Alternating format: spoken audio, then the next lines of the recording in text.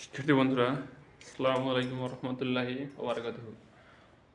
আশা করি সবাই ভালো আছো। তো আজকের ক্লাস আমাদের ক্লাস 9-10 ম্যাথমেটিক্স চ্যাপ্টার 17 লেকচার 17। তো লেটস স্টার্ট।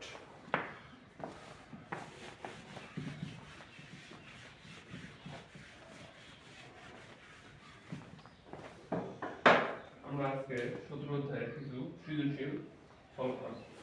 তো আমাদের প্রথম সৃজনশীল আছে 12 নম্বর অঙ্কে দেওয়া আছে কোনো বিদ্যালয়ের বার্ষিক পরীক্ষা নবম শ্রেণী 50 জন শিক্ষার্থীর গণিতে প্রাপ্ত নম্বরগুলো দেওয়া আছে। এখন মানে 76, 65, 98, 79 মানে গণিতে কে কত মার্ক পাইছে এখন পর্যন্ত তথ্যটি কীরূপ, ক নম্বর প্রশ্ন এটা বলছে। আর বলছে যে কোনো নিবেশন একটি শ্রেণীর গণসংখ্যা কি নির্দেশ করে।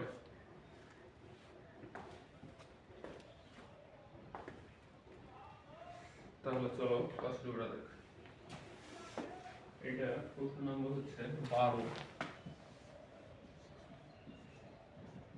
নং প্রশ্নের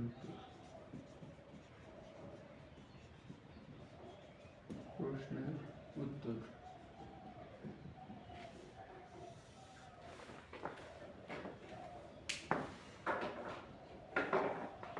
এটা হচ্ছে আমাদের প্রথম ক নম্বর বলছিল প্রদত্ত তথ্যটি কিরূপ। তাহলে আমরা দেখতে পাচ্ছি প্রদত্ত তথ্যটি হচ্ছে অবিন্যস্ত। প্রদত্ত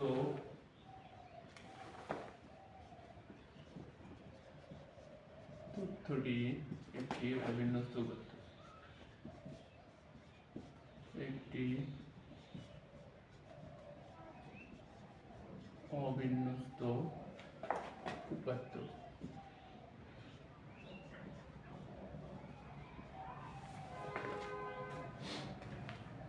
এর পরের অংশ ছিল যে কোন নিবেশন সারণীকে সেই গণসংখ্যা দ্বারা কি নির্দেশ করে। তাহলে আমরা এটা লিখি কোন নিবেশন সারণীর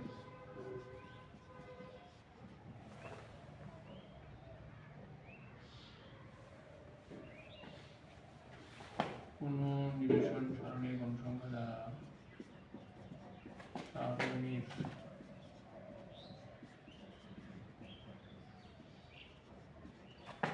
গণসংখ্যা দ্বারা ওই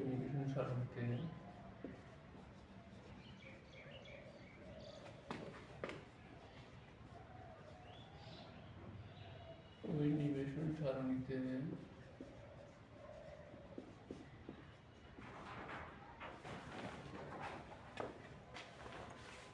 যতগুলো উপাত্ত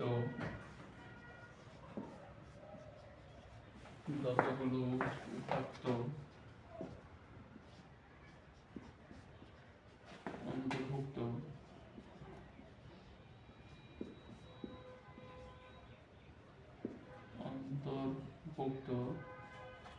তার সংখ্যা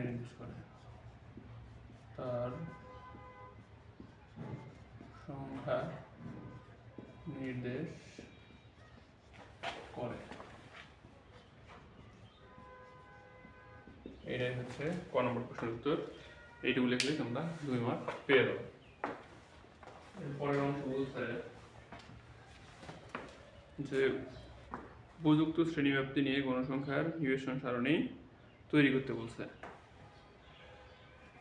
তাহলে নিবেশন সারণী তৈরি করার জন্য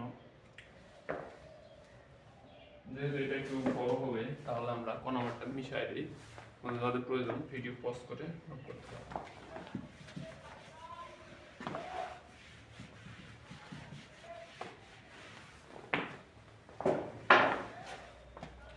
আমরা এর আগের কথা শিখছিলাম পরিসরের সূত্র। এখানে নিবেশন সারণী তৈরি করার জন্য কোনো বাক্যের পরিসর বের করে নিতে হয়। তাহলে পরিসরে আমাদের বের করা লাগবে যে এখানে সর্বোচ্চ এবং সর্বনিম্ন মান। সর্বোচ্চ মান কত। তাহলে আমরা দেখতে পাচ্ছি এখানে সর্বোচ্চ মান হচ্ছে 98 এবং সর্বনিম্ন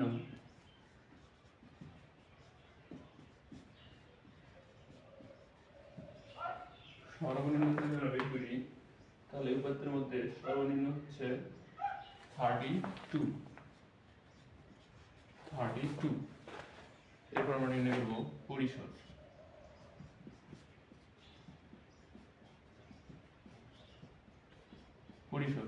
ইকুয়াল টু আমরা জানি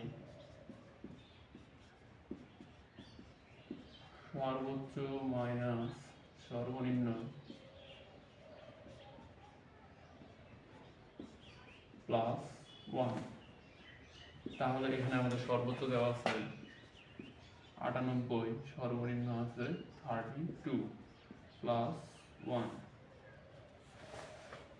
তাহলে আমরা যদি 98 থেকে 32 বিয়োগ করি তাহলে এখানে হয় 6, এখানে হবে 6 প্লাস 1। এই দুইটা প্লাস করলে হয়ে যায় 67। তাহলে এটা হচ্ছে আমাদের 67 হচ্ছে আমাদের পরিসরের মান। তারপর আমরা এখানে একটা জিনিস শ্রেণী ব্যবধান ধরে নিতে হয়। এখানে দেখো সর্বনিম্ন হচ্ছে 32 পাইলাম, সর্বোচ্চ পাইলাম আমরা 98। এখানে ব্যবধানটা মোটামুটি অনেক বড় ঘরের, 60 ঘরের চাইতে একটু বেশি। তাহলে এরকম যখন বড় ব্যবধান হবে তখন আমরা 10 ঘরের শ্রেণী ব্যবধান ধরে নেব। আবার যখন একটু কম হবে, ছোট, এরকম সাপোজ হবে যদি 30 থেকে 50-এর মধ্যে হয় তাহলে আমরা 5 ঘরের ব্যবধান নেব। সাধারণত তোমাদের এই অঙ্কে 5 ঘর অথবা 10 ঘরেরই প্রশ্ন আসে। তাহলে যেহেতু আমাদের ব্যবধান বড় তাহলে আমরা 10 ঘর ব্যবধান করি।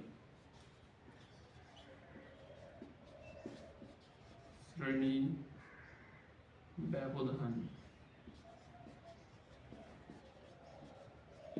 10 ঘরে পরিসর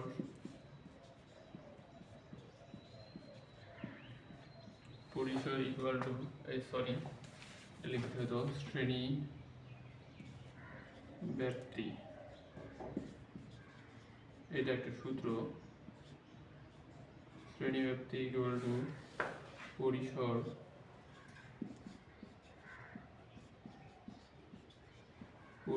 ডিভাইডেড শ্রেণী ব্যবধান। তাহলে এখানে পরিসরের মান দেওয়া আছে 67, শ্রেণী ব্যবধানের মান দেওয়া আছে ধরলাম আমরা 10।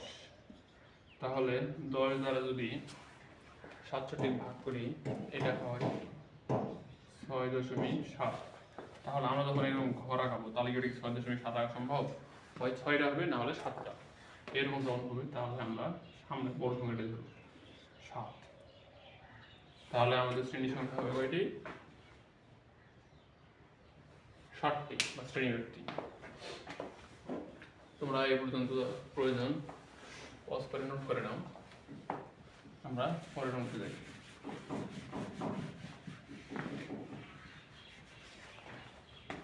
অঙ্ক করার জন্য আমাদের যেহেতু 60টি ঘর পেলাম তাহলে আমরা সবসময় যদি যেটা পাবো তার সাথে 2টা ঘর বেশি আঁকায় নেব। প্রথম আমরা এরকম দাগ দিয়ে নিই। এখানে আমাদের লিখতে হবে শ্রেণী ব্যাপ্তি,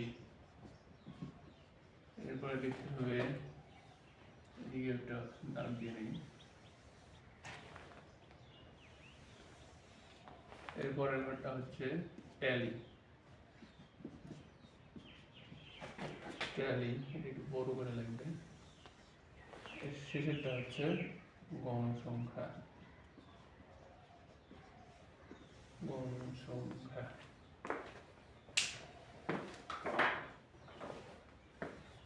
তাহলে আমরা এটা এখন ক্লোজ করে দিলাম। আমাদের সর্বনিম্ন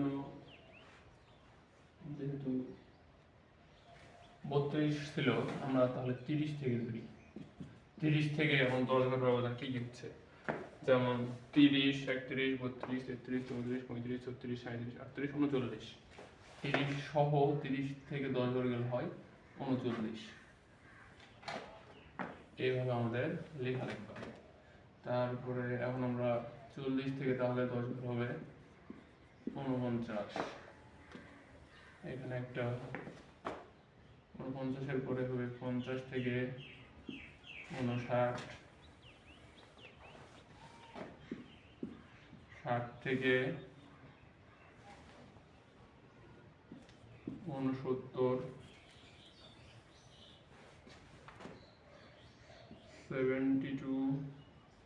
79,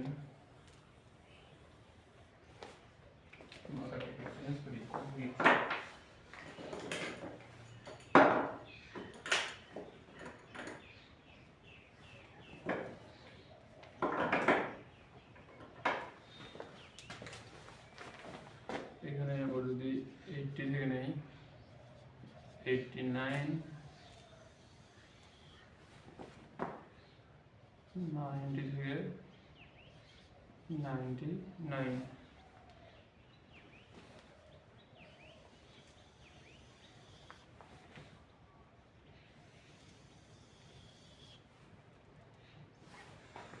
আমি বলছিলাম যে যে কয়টা হবে আমাদের শ্রেণী সংখ্যা বের হবে, শ্রেণী সংখ্যা আমাদের বের হয়েছিল 60টি, তাহলে আমাদেরকে দুইটা বেশি আকারে বলতে হবে, 9টা হয়েছে 1 2 3 4 5 6 7 8 9। এরকম যে যখন আমরা যে কোনো শ্রেণীরই ট্যালি করতে যাব, যেটা আমাদের শ্রেণী সংখ্যা বের হবে তার সাথে দুইটা বেশি আকারে হেডিং লেখার জন্য, শেষে হচ্ছে মোট লেখার জন্য। এখন 30 থেকে 39 তোমাদের দুইটা একটা করে দিই তোমরা, তাই এগুলো বুঝতে পারবা। যেমন প্রথম সংখ্যাটি আছে 76, তাহলে 76 কার মধ্যে অবস্থিত? 70 থেকে 79-র মধ্যে অবস্থিত। এরপরের সংখ্যাটি আছে 65, 65 কার মধ্যে অবস্থিত? এর মধ্যে অবস্থিত। এরপরে 98, 98 কার মধ্যে আছে? এর মধ্যে আছে। এরপরে 79, 79 এখানে আছে। এইভাবে আমাদের এগুলা করে নেওয়া হবে।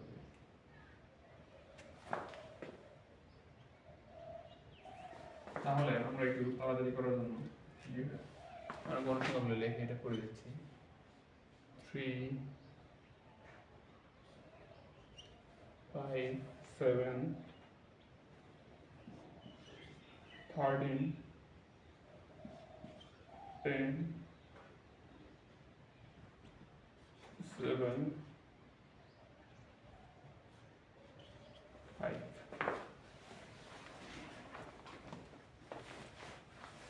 তাহলে এখানে তিনটা, তোমরা এগুলা হচ্ছে যেভাবে করলাম প্রথমগুলা এইভাবে করবা, সবগুলা তালিকা তারপরে দিয়ে লিখবা। এখানে হবে 3টা, এখানে হবে 5টা, এখানে 7টা। এখানে একটা জানার বিষয়, 4 নাম্বার হওয়ার পর 5 নাম্বার এইভাবে কেটে দিতে হবে 5, তারপরে একটু ফাঁকা দিয়ে লিখবা 6 7, এখানে 13, তাহলে একটা দিয়েছি অলরেডি। 3 4 5 6 7 8 9 10 11 12 13, এখানে 10 4 5 6 7 8 9 10, এখানে 7টা 1 2 3 4 5 6 7, এখানে 5টা 4 5। তোমরা আশা করি বুঝতে পারছো। এবারে তাহলে আমরা যদি এখন মোট গণসংখ্যাটা যোগ করি, এখানে দেখাতে হবে n equal 5 3 8 8 7 15 15 13 28 28 10 38 38 সাথে 45 45 আর 50 হয় 50 বা 50। এটাই হচ্ছে গণসংখ্যার নিবেদন সারণী। আশা করি বুঝতে পারছো। তোমরা ভিডিও পজ করে নোট করে নাও। আমরা পরে অঙ্ক দেখি।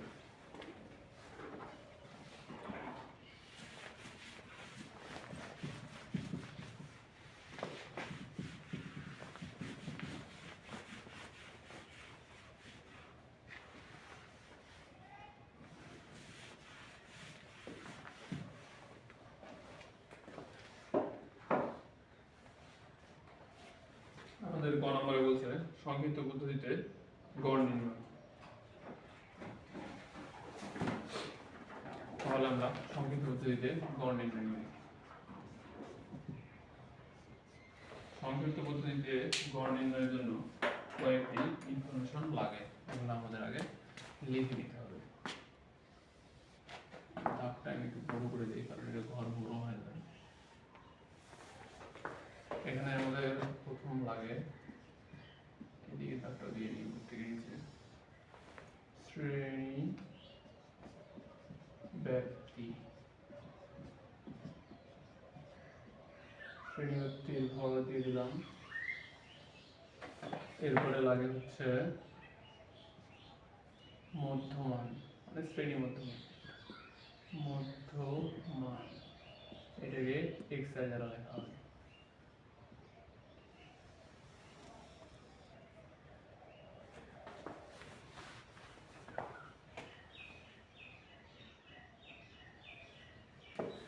এরপরে লাগে আমাদের গণ সংখ্যা,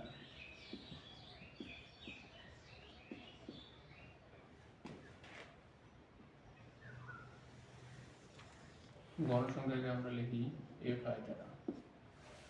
এরপরে লাগে হচ্ছে আমাদের ধাপ বিচ্যুতি, ধাপ বিচ্যুতি, ধাপ বিচ্যুতির সূত্র একটা আছে, ওইটা এখানে লেখা হয় u i equal to x i minus a divided h. এইটাও শেষ করে দিলাম। আমাদের এখানে লাগে এফ আই ইউআই এর গুণফল, মানে হচ্ছে গণসংখ্যা আর ধাপ বিচ্যুতির গুণফল। তাহলে এটা আমরা দাগটা দিয়ে দিই। আমরা খ নাম্বার হইতে পেয়েছিলাম যে হচ্ছে উপাত্তটা পেয়েছিলাম, ওখানে আমাদের খ নাম্বার হইতে উপাত্তের শ্রেণী ব্যক্তির ঘরটা আর হচ্ছে গণসংখ্যার ঘরটা উঠাই নিতে হবে। প্রথম ছিল 30 থেকে 39, 30 থেকে 39,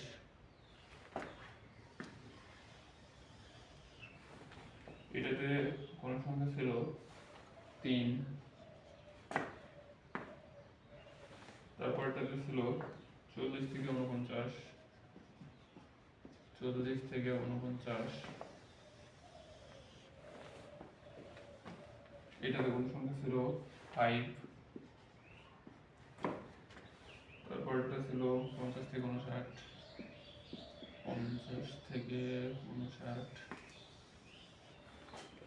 এটাতে গণসংখ্যা ছিল 7, এরপরে ছিল 60 থেকে 69, 60 থেকে 69, 60 থেকে 69, এটা গণসংখ্যা ছিল 13, এরপরে ছিল 70 থেকে 79, 70 থেকে 79 সিরিয়াল লিখি তাহলে তাড়াতাড়ি হবে, 80 থেকে 89, তারপরে ছিল আমাদের 90 থেকে 99, এইটা একটা, আর শেষে ছিল আরেকটা ঘর।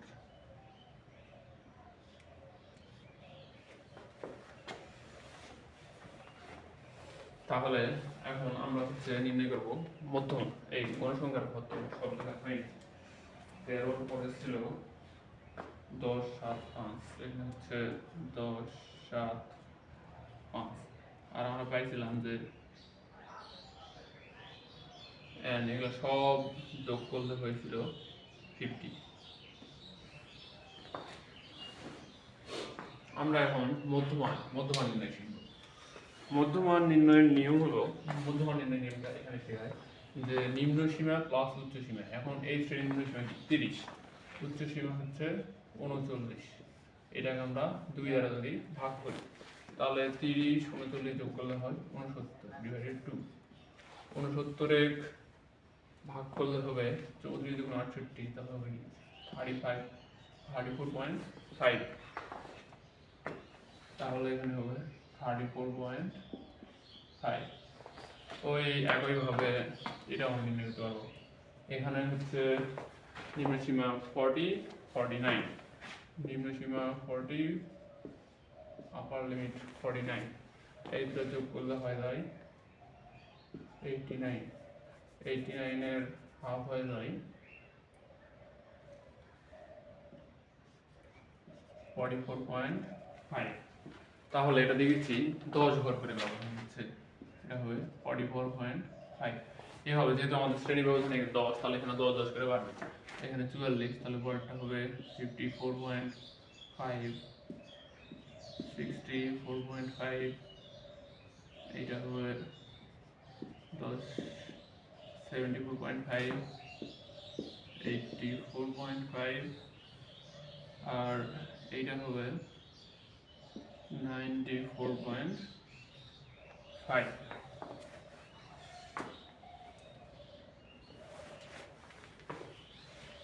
এখানে আমাদের ধাপ বিচ্যুতি নির্ণয়ের জন্য আমাদের একটা হচ্ছে x আই আমরা পাবো এই স্পেসে, আর হচ্ছে এর মান বের করে নেওয়া লাগবে। এটা বের করার জন্য মোট গণসংখ্যা এখানে হচ্ছে তোমাদের শিখেছিলাম মানে মধ্যক নির্ণয়, স্বাভাবিক মধ্যক। তাহলে এখানে n/2 করে নেওয়া লাগবে, যেহেতু n জোড় সংখ্যা।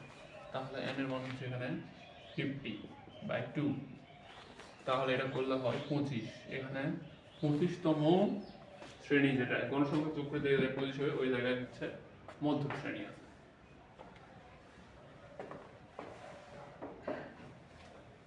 তাহলে এখানে আমাদের 25 কোন জায়গায় হচ্ছে, 5 3 হয় 8, 8 7 15, 15 13 হয় 28।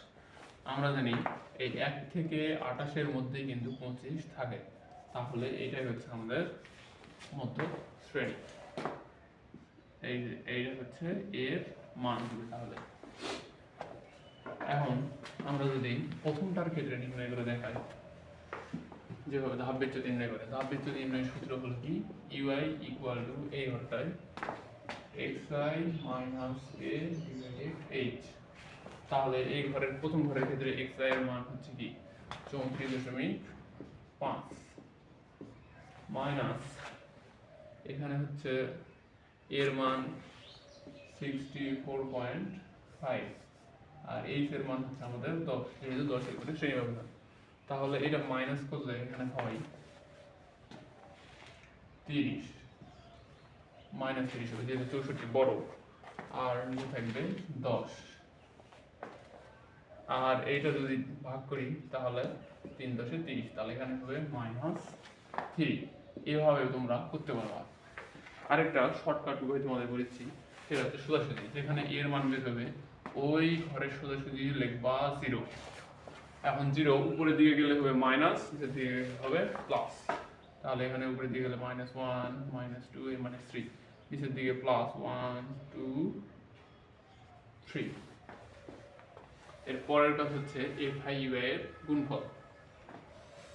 তাহলে 3 দ্বারা মাইনাস নিয়ে গুণ করলে হয় 3 3 9, দিয়ে গুণ করলে হবে 5 দুগুণে 10, 7 এ গুণ করলে হয় 7 একে 7, 13 দ্বারা 0 গুণ করলে হয় 0, 10 দ্বারা 1 গুণ করলে হয় 10 একে 10, 7 দ্বারা গুণ করলে হয় 7 দুগুণে 14, 5 দ্বারা গুণ করলে হয় 3 5 4 15।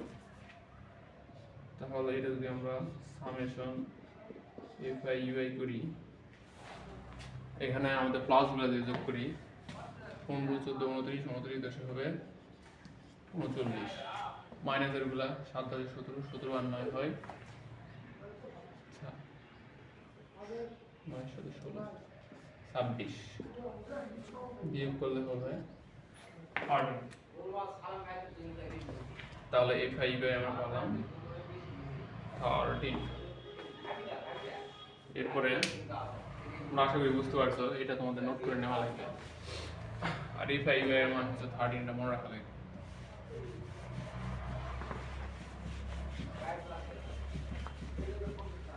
এরপরে আমরা সূত্র লিখব।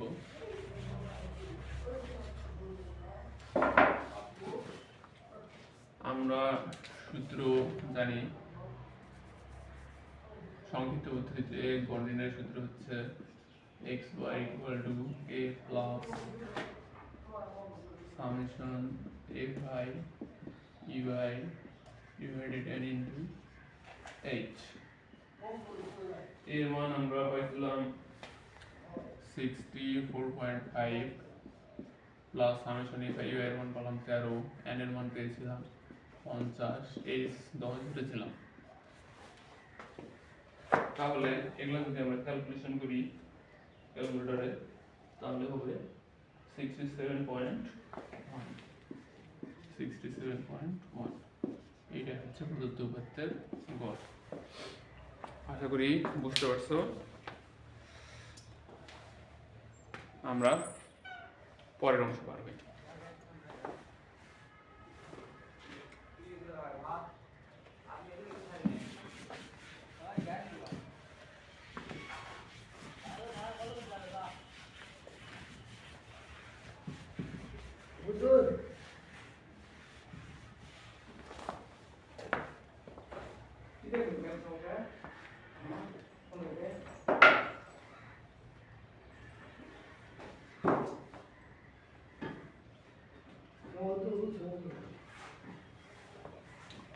আজকের ক্লাস এই পর্যন্তই, দেখা হবে পরবর্তী ক্লাসে।